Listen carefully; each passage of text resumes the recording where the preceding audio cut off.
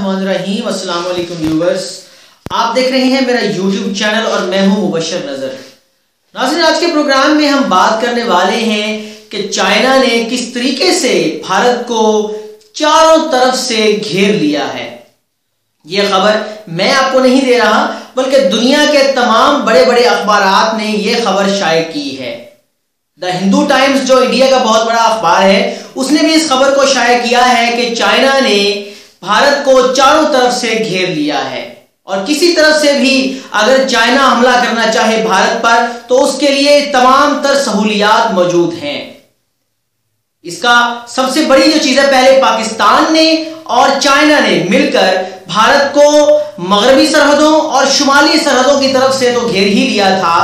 लद्दाख का मामला आप सबके सामने, हमने पिछले प्रोग्राम में लद्दाख पर एक पूरा हमने प्रोग्राम भी किया, पूरी वीडियो की और आपको बताया कि लद्दाख के मामले पर भारत ने किस तरीके से चाइना के सामने सरेंडर किया। उसकी रीजन क्या थी? उसकी वजूहात यही थी कि चाइना ने भारत को हर तरफ से घेरे में ले लिया है। पहले पाकिस्तान और चाइना तो घेर चुके थे भारत को, लेकिन अब जो तीसरे मुल्क को इसमें शामिल किया गया है वो है श्रीलंका। श्रीलंका में चाइना अपना नेवल बेस बना चुका है। अब इंटरनेशनल लेवल पर तो चाइना इस बात की नफी करता आ रहा है कि हमने बिल्कुल वहां पर कोई आर्मी का बेस नहीं बनाया, बल्कि वो एक सिविलियन बेस है, तिजारत की गर्ज से हमने वो जो बेस है वो बनाया है। हालांकि उसमें वहां पर अफवाज, चाइनीज अफवाज वहां मौजूद हैं और वो बाकायदा मिलिट्री बेस है, लेकिन चाइना इस बात की नफी करता आ रहा है।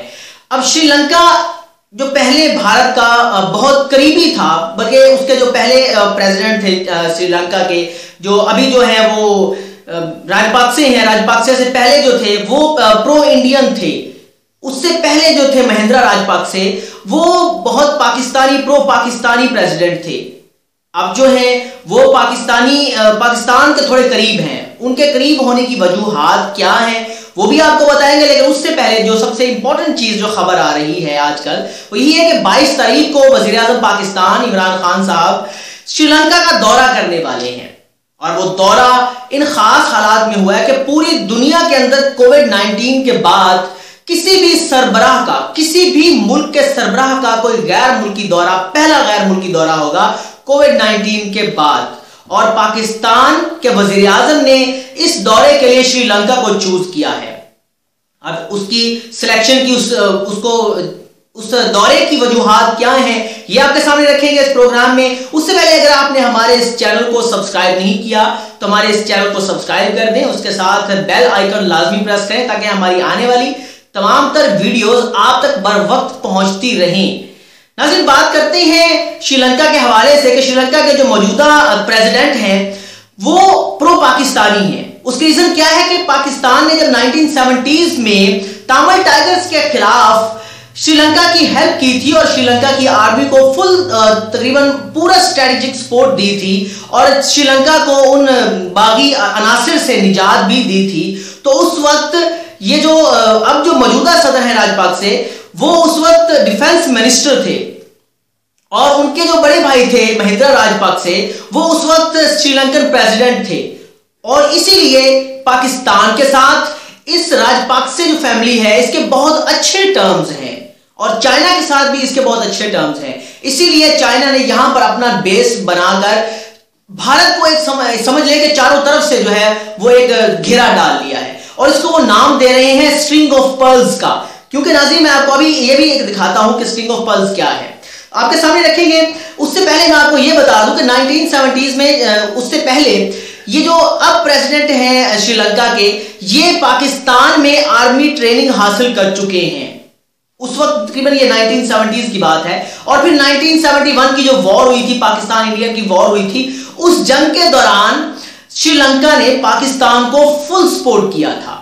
अब पाकिस्तान के जेट्स जो थे वो पाकिस्तान से फ्लाई करते थे, टेक ऑफ करते थे और भारत के ऊपर अटैक करने के बाद वो श्रीलंका में जो है वो उतरते थे और वहां से रिफ्यूलिंग के बाद फिर वापस अटैक के लिए आते थे।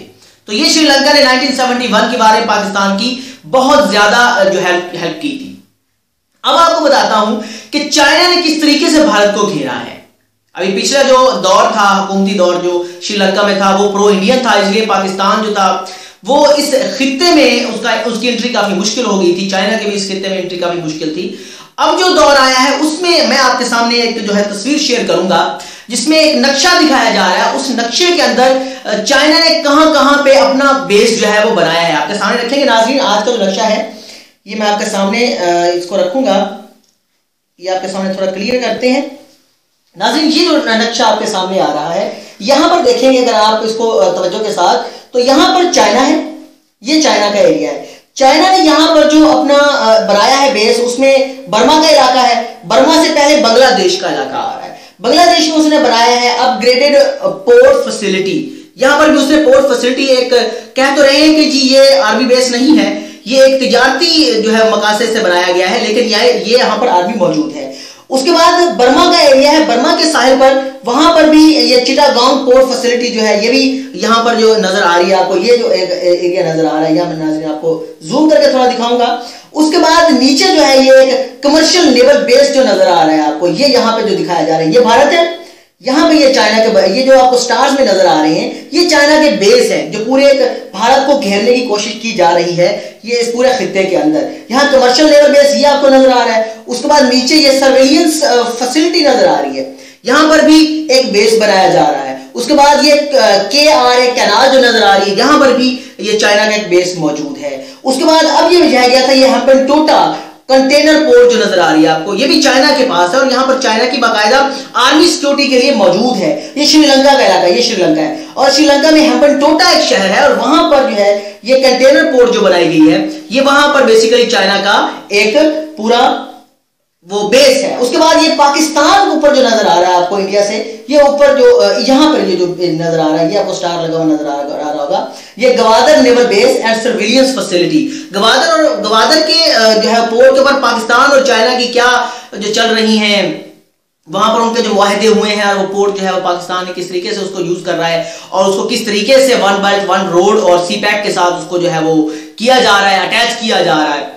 अब यहां से ये देखिए पूरा जो एक एरिया, ये जो आपको स्टार्स बने हुए नजर आ रहे हैं, इस स्टार को स्ट्रिंग ऑफ पर्ल्स का नाम दिया गया है। ये जो आपको स्ट्रिंग ऑफ पर्ल्स नजर आ रही है और ये दरमियान में भारत है और ये इस वक्त खित्ते के अंदर बिल्कुल सियासी तौर पर भी तनहा हो चुका है क्योंकि अमेरिका ने भी इसका साथ छोड़ दिया है। बाकी जो खित्ते के इसके लोग, इसके जो हमायती थे, जिसमें रशिया भी बहुत पेश था, उसने भी इसका साथ छोड़ दिया है अमेरिका के साथ साथ। अब ये पिछले प्रोग्राम में भी मैंने आपको बताया कि ये अपने इस अकेलेपन को दूर करने के लिए ये सऊदी अरेबिया के साथ जो है वो अपनी फौजी मशकें जो है वो करने जा रहा है।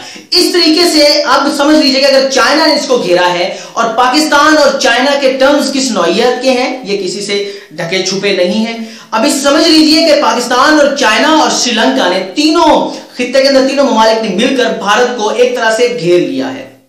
अब भारत के पास दूसरा कोई रास्ता नहीं है कि वो इन तमाम खित्ते के ममालिक के साथ सुलहजोई करता है या नहीं करता। अब उसके पास दूसरी कोई चॉइस नहीं है और पाकिस्तान के साथ सुलह करने के लिए जो शराइत हैं वो साफ ज़ाहिर है कश्मीर पे आकर रुकती हैं। इंशाअल्लाह इस तमाम सूरत हाल को आपके सामने रखने के बाद ये दुआ गो हूं कि अल्लाह तबारक व तआला हमारे जो कश्मीरी भाई हैं उनको भी आज़ादी की सुबह नसीब फरमाए। इंशाअल्लाह ऐसे ही तज्ज़िये के साथ फिर भी हाजिर होता रहूंगा। अगले प्रोग्राम तक के लिए इजाज़त दीजिए। अल्लाह हाफिज़।